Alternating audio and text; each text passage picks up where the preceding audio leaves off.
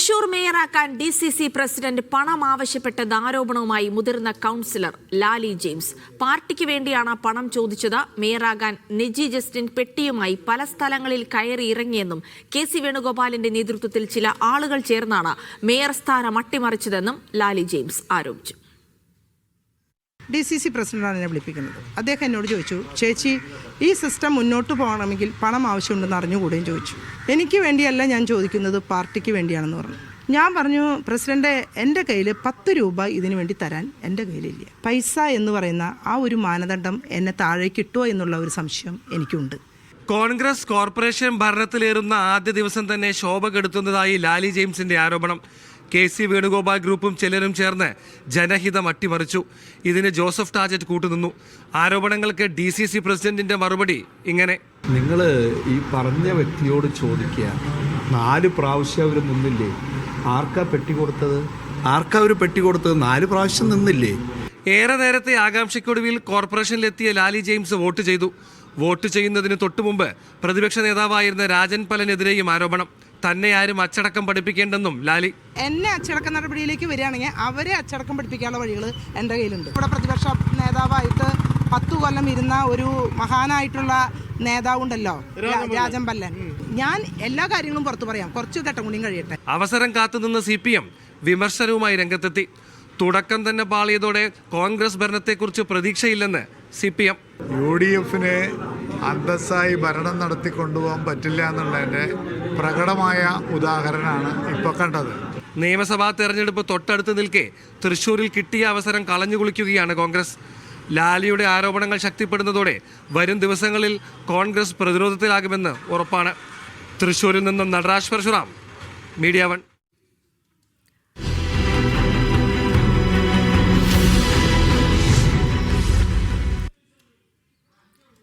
സംസ്ഥാനത്തെ കോർപ്പറേഷനുകളിൽ പുതിയ മേയർമാർ ചുമതലയേറ്റു. തിരുവനന്തപുരത്ത് VV രാജേഷും കൊല്ലത്ത് AK ഹഫീസും മേയർമാരായി.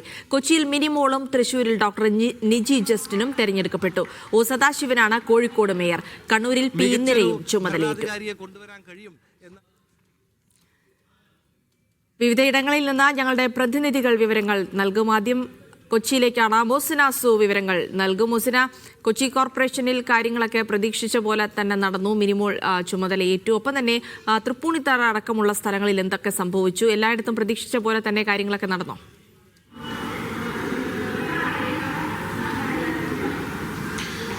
ജിസി സൂചിപ്പിച്ചതുപോലെ തന്നെ വളരെ ഭംഗിയായി തന്നെ കൊച്ചിൻ കോർപ്പറേഷനിലെ മേയർ തെരഞ്ഞെടുപ്പിൻ്റെ വോട്ടിംഗ് ഒക്കെ തന്നെ പൂർത്തിയായി. വലിയ ഭൂരിപക്ഷത്തോടു കൂടി തന്നെയാണ് VK മിനിമോൾ, UDFിൻ്റെ VK മിനിമോൾ കൊച്ചി മേയറായി തിരഞ്ഞെടുക്കപ്പെട്ടത്.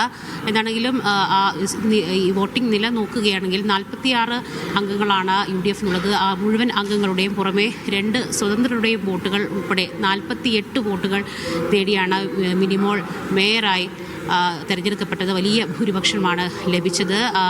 LDFിൻ്റെ മേയർ സ്ഥാനാർത്ഥി അംബിക സുദർശനായിരുന്നു. അംബിക സുദർശന് 22 വോട്ടുകൾ ലഭിച്ചു. 6 അംഗങ്ങളാണ് BJPക്കുള്ളത്. BJPയുടെ പ്രിയ പ്രശാന്തിന് 6 വോട്ടുകളാണ് ലഭിച്ചത്. എന്താണെങ്കിലും പറഞ്ഞ സമയത്തിനുള്ളിൽ തന്നെ വളരെ കൃത്യമായി തന്നെ വോട്ടിംഗ് രീതികളെല്ലാം തന്നെ നടന്നു. വളരെ ഭംഗിയായി തന്നെ വോട്ടിംഗ് പൂർത്തിയായി. പ്രതീക്ഷിച്ചതുപോലെ തന്നെ VK മിനിമോൾ, UDFിൻ്റെ VK മിനിമോൾ ഈ കൊച്ചി മേയറായി തിരഞ്ഞെടുക്കപ്പെടുകയും ചെയ്തിട്ടുണ്ട്. ഇതാണെങ്കിലും ചെറിയൊരു കല്ലുകടി ഉണ്ടായത് പ്രതിപക്ഷത്തിന് ചെറിയൊരു ആരോപണമാണ്. അതായത് ഈ മേയറായി ചുമതല ഏൽക്കുന്നതിന് അതിനുശേഷമൊക്കെ തന്നെ ചെറിയൊരു ചട്ടങ്ങളൊക്കെ ഉണ്ടായിരുന്നു. അത് മേയർ പാലിച്ചില്ല എന്നൊരു ആരോപണം പ്രതിപക്ഷത്തിൻ്റെ ഭാഗത്തുനിന്നുണ്ടായി. അതായത് പ്രതിപക്ഷത്തിനൊരു അനുമോദന അവസരം നൽകണം, പക്ഷെ അതൊന്നും ഉണ്ടായില്ല എന്നുള്ള ചെറിയ രീതിയിലുള്ള ആരോപണം ഒഴിച്ചു നിർത്തിയാൽ വളരെ ഭംഗിയായി തന്നെ എല്ലാം പൂർത്തിയായി. ശരി മോസന, ഇനി തിരുവനന്തപുരത്തേക്കാണ്. അവിടെ VV രാജേഷ് തിരുവനന്തപുരം കോർപ്പറേഷനെ നയിക്കും മേയറായി തെരഞ്ഞെടുക്കപ്പെട്ടു എന്നുള്ള വിവരങ്ങളാണ് വരുന്നത്. തീർച്ചയായിട്ടും ലോകത്തിലെ ഏറ്റവും വലിയ ജനാധിപത്യ രാജ്യത്തിന്റെ ഭരണപരമായ നേതൃത്വം കൊടുക്കുന്ന ഒരു പ്രസ്ഥാനം എന്നുള്ള നിലയ്ക്ക്, ആ പാർട്ടിയുടെ പ്രതിനിധി എന്നുള്ള നിലയ്ക്ക് എൻ്റെ കഴിവിൻ്റെ പരമാവധി അനുഭവ സമ്പത്തും പരിചയസമ്പന്നതയും ഉപയോഗിച്ചുകൊണ്ട് 100 വാർഡുകളെയും 101 വാർഡുകൾ വരും 101 വാർഡുകളെയും ഒറ്റ യൂണിറ്റായി കണ്ടുകൊണ്ട് ഒരുമിച്ച് എല്ലാവരെയും ചേർത്ത് പിടിച്ചുകൊണ്ട് മുന്നോട്ട് പോകാനുള്ള ഒരു പ്രതീക്ഷയാണ് നമ്മളൊക്കെ അർപ്പിക്കുന്നത്. ഞാൻ ആദ്യം തന്നെ പറയുകയാണ്. ഇവിടെ രാജ്യം ഭരിക്കുന്ന പാർട്ടിയുടെ പ്രതിനിധിയായിട്ടാണ് ഞാൻ വന്നിരിക്കുന്നത്. സംസ്ഥാന ഭരണത്തിന് നേതൃത്വം കൊടുക്കുന്ന രാഷ്ട്രീയ പാർട്ടിയുടെ പ്രതിനിധികൾ നിരവധി പേരുണ്ട്. അതോടൊപ്പം തന്നെ ഈ രാജ്യത്തെ ഏറ്റവും മുതിർന്ന, ഏറ്റവും പാരമ്പര്യമുള്ള രാഷ്ട്രീയ പാർട്ടിയുടെ പ്രതിനിധികളുണ്ട്. മുൻ MLA-മാർ ഉൾപ്പെടെയുള്ളവരുണ്ട്. വിദ്യാർത്ഥി സംഘടനാ പ്രവർത്തനത്തിലൂടെ വളർന്നു വന്നവരുണ്ട്. ഇവരൊക്കെ തന്നെ അനുഭവ സമ്പത്തുകൾ ചേർത്ത് പിടിച്ചുകൊണ്ടായിരിക്കും നമ്മൾ വരാൻ പോകുന്ന 5 വർഷം മുന്നോട്ട് പോകുന്നത്. ഞങ്ങളുടെ ലക്ഷ്യം 5 വർഷം കഴിയുമ്പോൾ ഈ രാജ്യത്തെ ഏറ്റവും വികസനമെത്തുന്ന 3 നഗരങ്ങളിൽ ഒരു നഗരമായി തിരുവനന്തപുരത്തെ മാറ്റുക എന്നുള്ള പ്രഖ്യാപിത ലക്ഷ്യവുമായിട്ടാണ് നമ്മൾ 101 പേര് ഒറ്റക്കെട്ടായി മുന്നോട്ട് പോകാൻ പോകുന്നത്. തീർച്ചയായിട്ടും വളരെ വിജയകരമായി ഈ ജനാധിപത്യ പ്രക്രിയ 2-3 മാസമായി തുടങ്ങിയ ഈ പ്രക്രിയ പൂർത്തിയാക്കുവാൻ സഹായിച്ച മാധ്യമപ്രവർത്തകർ, ജനങ്ങൾ എല്ലാവർക്കും BJP നേതാവ് VV രാജേഷ് മേയറായി ചുമതലയേറ്റ ശേഷം സംസാരിക്കുകയാണ്. RV സനൂപ് വിവരങ്ങൾ നൽകും. സനൂപ്, VV രാജേഷിന്റെ പേര് തന്നെയായിരുന്നു നേരത്തെ ഉയർന്നു വന്നത്. മറ്റത്ഭുതങ്ങളൊന്നും സംഭവിച്ചില്ല. തിരുവനന്തപുരം കോർപ്പറേഷനിൽ VV രാജേഷ് മേയറായി തന്നെ തെരഞ്ഞെടുക്കപ്പെട്ടിരിക്കുന്നു. എത്ര വോട്ടുകൾ ലഭിച്ചു രാജേഷ്?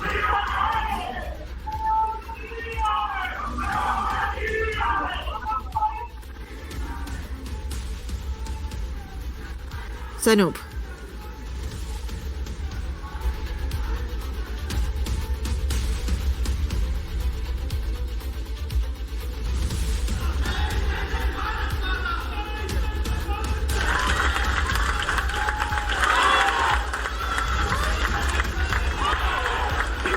കോർപ്പറേഷനിലെ മേയറായിട്ട് VV രാജേഷ് ചുമതലയേറ്റു. അദ്ദേഹം പറഞ്ഞത് തിരുവനന്തപുരം നഗരത്തെ വികസനം കൊണ്ട് മാറ്റിയെടുക്കുമെന്നാണ്. എല്ലാവരുടെയും പിന്തുണ ഇതിനുവേണ്ടി പ്രതീക്ഷിക്കുന്നു. 101 പേരെയും ഒപ്പം നിർത്തും. എല്ലാവരെയും ഒപ്പം ചേർത്ത് നിർത്തിയുള്ള ഭരണമായിരിക്കും തിരുവനന്തപുരം കോർപ്പറേഷനിൽ ഉണ്ടാവുക എന്നുള്ള കാര്യമാണ് VV രാജേഷ് വ്യക്തമാക്കിയത്.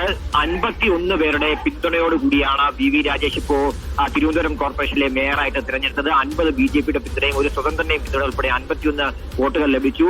29 വോട്ടുകളാണ് LDFന് ലഭിച്ചത്. എന്നാൽ 17 വോട്ടുകളാണ് UDFന് കിട്ടിയത്. UDFന്റെ 2 വോട്ടുകൾ അസാധുവായി പോയി. UDFന്റെ അസാധുവായി പോയിട്ടുള്ള വോട്ടുകൾ അത് ഒന്ന് ഈ നന്ദൻകോട് കൗൺസിലർ KR ടീച്ചേഴ്സിന്റെയും വെങ്ങാനൂർ വാർഡ് കൗൺസിലർ ലതികകുമാരിയുടെയും വോട്ടുകളാണ് അസാധുവായി പോയത്. 2 പേരും ഈ സ്ലിപ്പിൽ ഒപ്പിടാൻ വിട്ടുപോയി. അങ്ങനെയാണ് ആ വോട്ട് 2ഉം അസാധുവായി പോയത്. 19 വോട്ടായിരുന്നു UDFന് ലഭിക്കേണ്ടത്. പക്ഷേ 17 വോട്ട് മാത്രമേ കിട്ടിയുള്ളൂ. ഒരു സ്വതന്ത്രൻ വോട്ടിങ്ങിൽ നിന്ന് മാറി നിന്നു. പൗണ്ട് കടവിൽ നിന്ന് കൗൺസിലറായിട്ടുള്ള കൗൺസിലറാണ് ഈ വോട്ടെടുപ്പിൽ പങ്കെടുക്കാതെ മാറി നിന്നത്. എന്തായാലും 45 വർഷത്തെ LDF ഭരണത്തിന് ശേഷം BJPക്ക് കേരളത്തിൽ തന്നെ ഒരു മേയറെ കിട്ടിയത് തിരുവനന്തപുരം കോർപ്പറേഷനിലെ ഭരണത്തിലൂടെയാണ്. VV രാജേഷിനെ പ്രധാനപ്പെട്ട BJP നേതാക്കൾ വന്ന് ആശംസ അറിയിക്കുകയാണ്. വി മുരളീധരൻ, അതേപോലെ കുമ്മനം രാജശേഖരൻ, K സുരേന്ദ്രൻ ഉൾപ്പെടെയുള്ളവർ എത്തി ഷോൾ അണിയിക്കുന്നതാണ് ഇപ്പോൾ കാണാൻ കഴിയുന്നത്. വലിയ ആഘോഷ പരിപാടികളാണ് BJP ഇതിന് ശേഷം ആസൂത്രണം ചെയ്തിട്ടുള്ളത്. ശരി സനൂപ്, എന്തായാലും VV രാജേഷിന്റെ മേയർ പദവി അത് BJPക്ക് വലിയ ആഘോഷത്തിന്റെ നിമിഷങ്ങൾ കൂടിയാണ്. ഇനി കോഴിക്കോടേക്ക് പോകാം. അവിടെ O സദാശിവനാണ് കോഴിക്കോട് മേയറായി തെരഞ്ഞെടുക്കപ്പെട്ടത്. T നന്ദഗോപാൽ വിവരങ്ങൾ നൽകും. നന്ദഗോപാൽ, 2ാം റൗണ്ടിലേക്ക് അടക്കം വോട്ടെടുപ്പ് നീണ്ടുപോയ ഒരു സാഹചര്യം കൂടി ഉണ്ടായിരുന്നു. ഇപ്പോൾ കോഴിക്കോട് വോട്ട് നില എങ്ങനെയാണ്, എന്തൊക്കെയാണ് സംഭവിച്ചതെന്ന്? നിലവിൽ ഇപ്പോൾ 2ാം ഘട്ട വോട്ടെടുപ്പ് പൂർത്തിയായിക്കൊണ്ടിരിക്കുകയാണ്. അതിന്റെ അവസാന ഘട്ടത്തിലേക്ക് എത്തിയിട്ടുണ്ട്. ഇതിൽ നിന്നും BJP വിട്ടുനിൽക്കുന്നു എന്നുള്ളതാണ് ഏറ്റവും പ്രധാനപ്പെട്ട കാര്യം. ആദ്യഘട്ട വോട്ടെടുപ്പിൽ ആർക്കും കേവല ഭൂരിപക്ഷം ഇല്ലാത്തതിനാൽ തന്നെ 2ാം ഘട്ട വോട്ടെടുപ്പിലേക്ക് പോവുകയായിരുന്നു. അപ്പോൾ ആദ്യഘട്ടത്തിൽ ഏറ്റവും കുറവ് വോട്ട് കിട്ടിയ സ്ഥാനാർത്ഥിയെ മാറ്റി നിർത്തുക എന്നുള്ളതാണ് നിയമം. അങ്ങനെ സ്വാഭാവികമായും BJPയുടെ സ്ഥാനാർത്ഥിയെ മാറ്റി നിർത്തുകയും BJP പൂർണ്ണമായും 2ാം ഘട്ട വോട്ടെടുപ്പിൽ നിന്നും മാറി നിൽക്കാൻ തീരുമാനിക്കുകയും ചെയ്യുകയായിരുന്നു. ഇപ്പോൾ LDFും UDFും തമ്മിലുള്ള മത്സരമാണ് നടക്കുന്നത്. UDFന്റെ അബൂബക്കറും LDFന്റെ O സദാശിവനും തമ്മിൽ സ്വാഭാവികമായും LDFന് 35 വോട്ടാണ് ലഭിക്കേണ്ടത്. അങ്ങനെയെങ്കിൽ O സദാശിവൻ തന്നെ കോഴിക്കോട് മേയറായി ചുമതലയേൽക്കുമെന്നുള്ളതാണ്. അല്പസമയത്തിനകം തന്നെ 2ാം ഘട്ട വോട്ടെടുപ്പ് പൂർത്തിയാകും. അതിനുശേഷമായിരിക്കും ബാക്കി നടപടികൾ ഉണ്ടാവുക. ഇപ്പോൾ 2ാം ഘട്ട വോട്ടെടുപ്പ് പൂർത്തിയായിക്കൊണ്ടിരിക്കുകയാണ്. ശരി, കോഴിക്കോട് 2ാം ഘട്ട വോട്ടെടുപ്പിലേക്ക് കാര്യങ്ങൾ നീണ്ടുപോയിരിക്കുന്നു എന്നുള്ളതാണ്. O സദാശിവൻ തന്നെ മേയറാവാനുള്ള സാധ്യതകൾ തന്നെയാണ് കോഴിക്കോട് നിലനിൽക്കുന്നതിന്. കണ്ണൂരിലേക്ക് പോകാം. അവിടെ P ഇന്ദിര കണ്ണൂർ കോർപ്പറേഷൻ മേയറായി ചുമതലയേറ്റു. ബിജീഷ് ഗോവിന്ദൻ വിവരങ്ങൾ നൽകും. ബിജീഷ്, കണ്ണൂരിൽ നിന്ന് എന്തൊക്കെ സംഭവിച്ചു? ജിൽസി, കണ്ണൂരിൽ അപ്രതീക്ഷിതമായ കാര്യങ്ങളൊന്നും തന്നെ സംഭവിച്ചില്ല. UDFന് 36 അംഗങ്ങളുടെ പിന്തുണയാണുള്ളത്. ആ 36 അംഗങ്ങളുടെ പിന്തുണയിലാണ് ഇപ്പോൾ അഡ്വക്കേറ്റ് പി ഇന്ദിര കണ്ണൂരിന്റെ 5ാമത്തെ മേയറായി തിരഞ്ഞെടുക്കപ്പെട്ടിരിക്കുന്നത്. അത് കഴിഞ്ഞ് പി ഇന്ദിര ഈ സ്ഥലത്ത്, ഞാനിപ്പോൾ നിൽക്കുന്ന സ്ഥലത്ത് വെച്ച് സത്യവാചകം ചൊല്ലി മേയറായി സ്ഥാനമേറ്റെടുക്കുകയും ചെയ്തു. ദൈവനാമത്തിലാണ് അഡ്വക്കേറ്റ് പി ഇന്ദിര കണ്ണൂരിന്റെ 5ാമത്തെ മേയറായി സത്യവാചകം ചൊല്ലിയെടുത്തത്.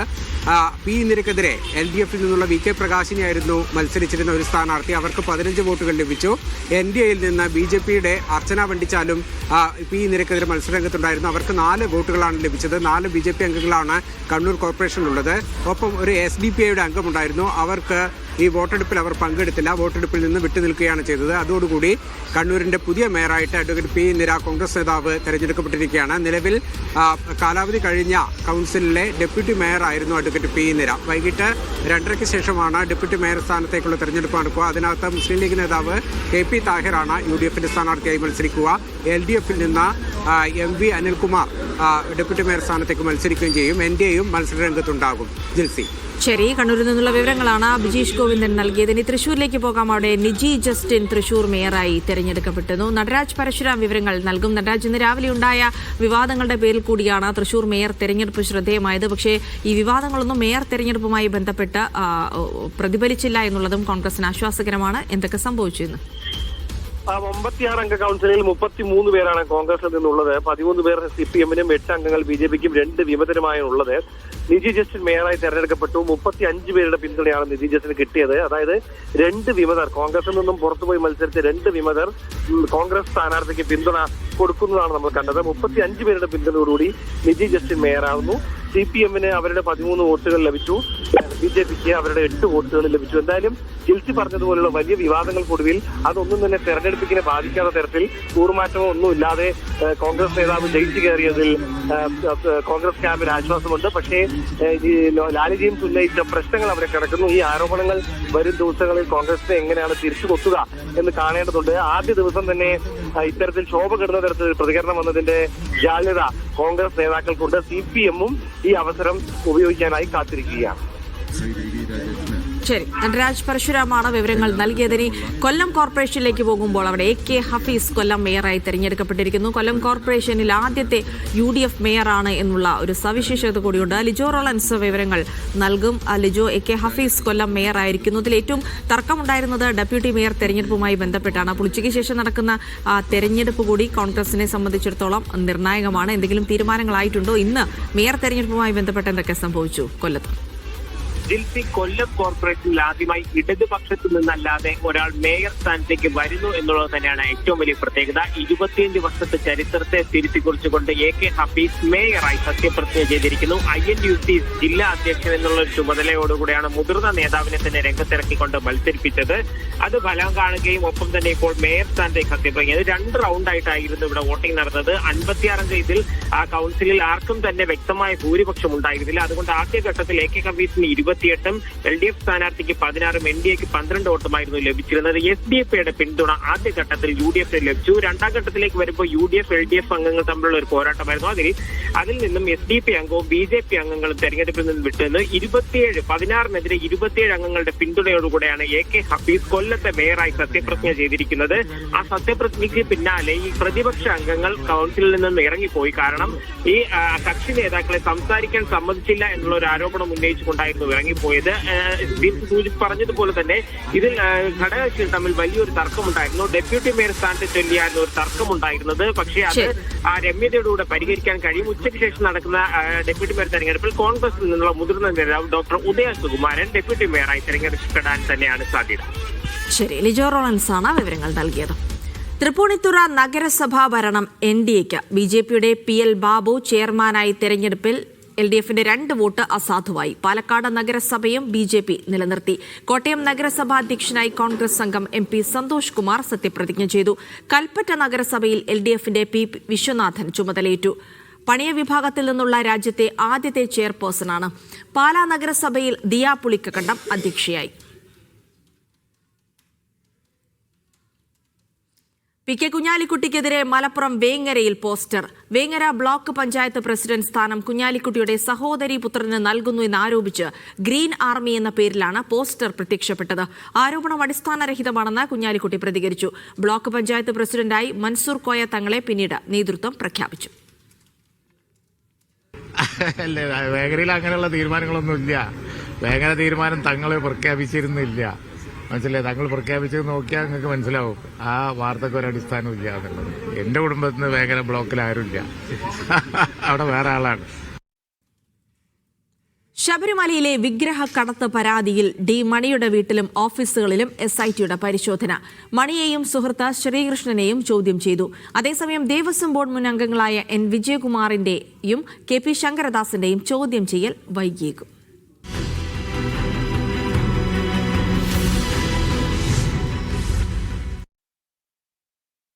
ഡി മണി എന്ന ബാലമുരുകന് രാജ്യാന്തര വിഗ്രഹ കടത്ത് സംഘവുമായുള്ള ബന്ധത്തെക്കുറിച്ചുള്ള തെളിവുകൾ ലഭ്യമായതോടെയാണ് കൂടുതൽ അന്വേഷണത്തിലേക്ക് SIT കടന്നത്. ശബരിമലയിൽ നിന്ന് പഞ്ചലോഹ വിഗ്രഹങ്ങൾ കടത്തിയോ എന്നതിലാണ് പരിശോധന. ദിണ്ടിക്കലിലെ ഡി മണിയുടെ വീട്ടിലും വിവിധ ഇടങ്ങളിലുള്ള സ്ഥാപനങ്ങളിലുമാണ് തമിഴ്നാട് പോലീസിന്റെ സഹായത്തോടെ SIT പരിശോധന നടത്തിയത്. ഇവിടെ നിന്ന് ചില രേഖകൾ അടക്കം പിടിച്ചെടുത്തിട്ടുണ്ട്. ഇത് അന്വേഷണ സംഘം വിശദമായി പരിശോധിക്കുകയാണ്. ബാലമുരുകന്റെ സഹായിയാണ് ശ്രീകൃഷ്ണൻ. ഇയാളെ കേന്ദ്രീകരിച്ചും അന്വേഷണം തുടരുകയാണ്. ചില നിർണായക വിവരങ്ങൾ ലഭിച്ചതിനെ തുടർന്നാണ് ഡി മണിയെയും ശ്രീകൃഷ്ണനെയും ദിണ്ടിക്കലിലെ രഹസ്യ കേന്ദ്രത്തിൽ എത്തിച്ച് ചോദ്യം ചെയ്തത്. അതിനിടെ ദേവസ്വം ബോർഡ് മുൻ അംഗങ്ങളായ N വിജയകുമാറിനെയും KP ശങ്കരദാസിനെയും ചോദ്യം ചെയ്യുന്നത് വൈകിയേക്കുമെന്നാണ് SIT നൽകുന്ന വിവരം. N വിജയകുമാർ മുൻകൂർ ജാമ്യത്തിനായി കോടതിയെ സമീപിച്ചിട്ടുണ്ട്. ജാമ്യാപേക്ഷയിൽ തീരുമാനമായതിനു ശേഷമാകും വിജയകുമാറിന്റെ ചോദ്യം ചെയ്യൽ.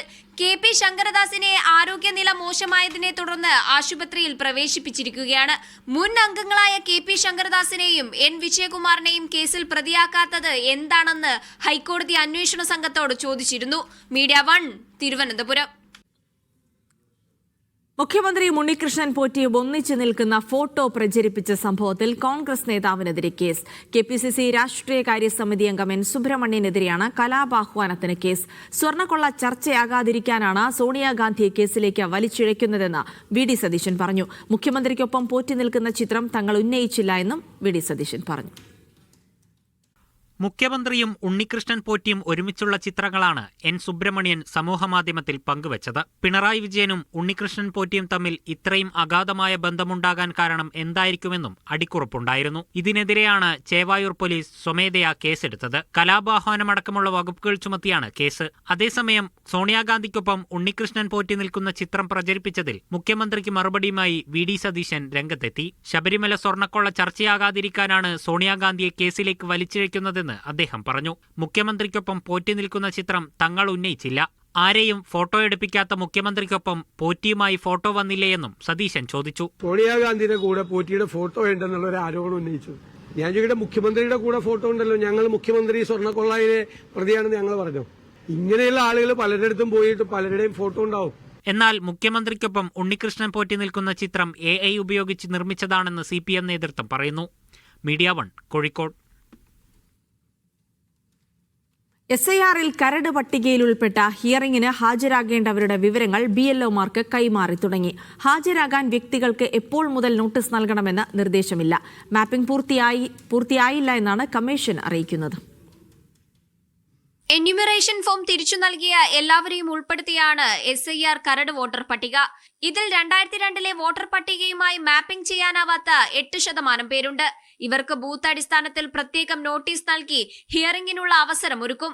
എന്നാൽ കരട് പട്ടിക പ്രസിദ്ധീകരിച്ച് 3-ാം ദിനവും നോട്ടീസ് നൽകുന്ന കാര്യത്തിൽ BLOമാർക്ക് അവ്യക്തത തുടരുകയാണ്. നിലവിൽ ബൂത്ത് അടിസ്ഥാനത്തിലുള്ള മാപ്പ് ചെയ്യാത്ത ആളുകളുടെ വിവരങ്ങൾ BLOമാർക്ക് നൽകിയിട്ടുണ്ടെങ്കിലും തുടർ നടപടികൾ അറിയിച്ചിട്ടില്ല. നേരത്തെ കരട് പട്ടികയിൽ നിന്ന് ഒഴിവാക്കിയവരുടെ വിവരങ്ങൾ ബൂത്ത് അടിസ്ഥാനത്തിൽ കമ്മീഷൻ പ്രസിദ്ധീകരിച്ചിരുന്നു. ഇതേ മാതൃകയിൽ മാപ്പിംഗ് ചെയ്യാത്തവരുടെ വിവരങ്ങൾ പരസ്യപ്പെടുത്തണമെന്നാണ് രാഷ്ട്രീയ പാർട്ടികളുടെ ആവശ്യം. പരമാവധി ആളുകൾക്ക് നോട്ടീസ് നൽകാതെ മാപ്പിംഗ് നടന്നുകൊണ്ടിരിക്കുകയാണെന്നും അതിനുശേഷം തുടർ നടപടിയിലേക്ക് കടക്കുമെന്നാണ് കമ്മീഷൻ അറിയിക്കുന്നത്. ഫെബ്രുവരി 14 വരെ ഹിയറിംഗ് നടപടികൾ ഉണ്ടാകും. അതേസമയം കരട് പട്ടികകൾക്ക് മേലുള്ള പരാതികളും ആക്ഷേപങ്ങളും കമ്മീഷൻ സ്വീകരിച്ചു തുടങ്ങി. ഫോം 6 വഴി പുതിയ വോട്ടർമാരായി ചേരാനുള്ള അപേക്ഷയാണ് ഇതുവരെ ലഭിച്ചതിൽ കൂടുതലും. ജനുവരി 22 വരെയാണ് കരട് പട്ടികയ്ക്ക് മേൽ ആക്ഷേപങ്ങളും പരാതികളും ഉന്നയിക്കാനുള്ള സമയം. ഫെബ്രുവരി 21 അന്തിമ പട്ടിക പ്രസിദ്ധീകരിക്കും. മീഡിയ 1 തിരുവനന്തപുരം. വാർത്തയിലേക്ക്. ശബരിമല സ്വർണ്ണക്കൊള്ളയിൽ ഡി മണി എന്ന ബാലമുരുകനെ ചോദ്യം ചെയ്യുന്നു. ഡിവൈഎസ്പിയുടെ നേതൃത്വത്തിലുള്ള സംഘമാണ് ചോദ്യം ചെയ്യുന്നത്. ഡിണ്ടിഗലിലെ രഹസ്യ കേന്ദ്രത്തിൽ വെച്ചാണ് ചോദ്യം ചെയ്യൽ. ഇടനിലക്കാരനായ ശ്രീകൃഷ്ണനെയും ചോദ്യം ചെയ്യുന്നുണ്ട്.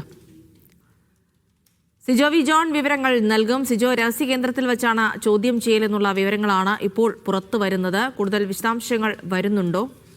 എന്തൊക്കെയാണ് വിവരങ്ങൾ? ശബരിമലയിൽ നിന്ന് വിഗ്രഹങ്ങൾ, പഞ്ചലോഹ വിഗ്രഹങ്ങൾ കടത്തിയെന്നൊക്കെ സംഭവത്തിലാണ്, പരാതിയിലാണ് ഇപ്പോൾ തമിഴ്നാട് സ്വദേശിയായിട്ടുള്ള ഡി മണി എന്ന് പറയുന്ന ബാലമുരുകനെയും അതോടൊപ്പം തന്നെ ഇയാളുടെ സുഹൃത്ത് ശ്രീകൃഷ്ണനെയും ചോദ്യം ചെയ്യുന്നത്. ഇവിടെ പ്രാഥമിക ചോദ്യം ചെയ്യൽ നേരത്തെ പൂർത്തിയാക്കിയിരുന്നു. അതിനുശേഷമാണ് വിശദമായ ചോദ്യം ചെയ്യലിലേക്ക് കടക്കുന്നത്. ഈ ചോദ്യം ചെയ്യലിന് മുന്നോടിയായി തന്നെ ഇവരുടെ വീടുകളിലും അതോടൊപ്പം തന്നെ ഓഫീസുകളിലും പരിശോധന നടത്തിയിരുന്നു. അവിടുന്ന് ചില രേഖകൾ പിടിച്ചെടുക്കുകയും ചെയ്തിട്ടുണ്ട്. ഇതിന് നിർണായകമായ ചില വിവരങ്ങൾ ഇതിലുണ്ടെന്നുള്ളതാണ് നമുക്ക് ലഭിക്കുന്ന വിവരം. അതിന്റെ അടിസ്ഥാനത്തിലാണ് ഇവരെ വിശദമായ ചോദ്യം ചെയ്യൽ ആരംഭിച്ചിരിക്കുന്നത്. ഇപ്പോൾ ഏകദേശം ഒരു 3 മണിക്കൂറോളം പിന്നിട്ടിട്ടുണ്ട് ഈ ചോദ്യം ചെയ്യൽ. ഏതായാലും ഇതുമായി ബന്ധപ്പെട്ട് ഇവർക്ക് അറിയാവുന്ന കാര്യങ്ങൾ വിശദമായി മൊഴിയായി നൽകാം എന്നുള്ളൊരു കാര്യം ഇവർ വ്യക്തമാക്കുകയും ചെയ്തിരുന്നു. നേരത്തെ രമേശ് ചെന്നിത്തലയാണ് ഈ അന്താരാഷ്ട്ര വിഗ്രഹകർത്തൃ സംഘത്തിന് ഈ ശബരിമലയിൽ നിന്ന് സ്വർണം കൊണ്ടുപോയ ആളുകളുമായിട്ടുള്ള പങ്കിനെ കുറിച്ച് ആദ്യം വെളിപ്പെടുത്തൽ നടത്തുന്നത്. അതിന് പിന്നാലെയാണ് അദ്ദേഹം പറഞ്ഞതനുസരിച്ച് ഒരു പ്രവാസി വ്യവസായിയിൽ നിന്ന് മൊഴി എടുക്കുന്നത്.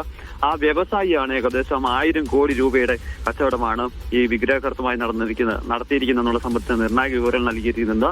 അതിന്റെ അടിസ്ഥാനത്തിലാണ് ഇപ്പോൾ ഇവരെ ചോദ്യം ചെയ്യുന്നത്. എന്തായാലും ഈ ഡി മണി എന്ന് പറയുന്ന ആൾക്കും അന്താരാഷ്ട്ര വിഗ്രഹകർത്തൃ സംഘവുമായി ബന്ധമുണ്ടെന്നുള്ള വിവരങ്ങൾ ലഭിച്ചിട്ടുണ്ട്. അത് ഈ ശബരിമലയിൽ നിന്ന് കൊണ്ടുപോയിട്ടുള്ള ഈ പറയുന്ന രീതിയിലുള്ള പഞ്ചലോഹ വിഗ്രഹങ്ങൾ കൊണ്ടുപോയിട്ടുണ്ടോ, അത്തരത്തിൽ എന്തെങ്കിലും ഇടപാടുകൾ നടത്തിയിട്ടുണ്ടോ എന്നുള്ളതാണ് ഇപ്പോൾ പരിശോധിക്കുന്നത്. നേരത്തെ പ്രവാസി വ്യവസായം നൽകിയിരുന്ന മൊഴിയുടെ അടിസ്ഥാനത്തിൽ ഈ ഡി മണിയാണ് ശബരിമലയിലെ ഒരു ഉന്നതന്റെ കൈവശത്ത് നിന്ന് ഇത്തരത്തിൽ വിഗ്രഹങ്ങൾ വാങ്ങിയെന്നാണ് പറയുന്നത്. അതിന് ഇടനിലക്കാരനായി നിന്നത് ഈ ഉണ്ണികൃഷ്ണൻ പോറ്റിയാണ്. ഇപ്പോൾ നിലവിലെ ശബരിമല സ്വർണ്ണക്കൊള്ള കേസിലെ മുഖ്യപ്രതിയായ ഉണ്ണികൃഷ്ണൻ പോറ്റിയാണ് ഇതിന് ഇടനിലക്കാരനായി നിന്നാണ് പറയുന്നിരുന്നത്. എന്തായാലും ഇക്കാര്യങ്ങളെല്ലാം ഒരു വ്യക്തത വരുത്തുന്നതിന്റെ ഭാഗമായിട്ടാണ് ഇപ്പോൾ ചോദ്യം ചെയ്യൽ പുരോഗമിക്കുന്നത്. സിജോ വി ജോണാണ് വിവരങ്ങൾ നൽകിയത്.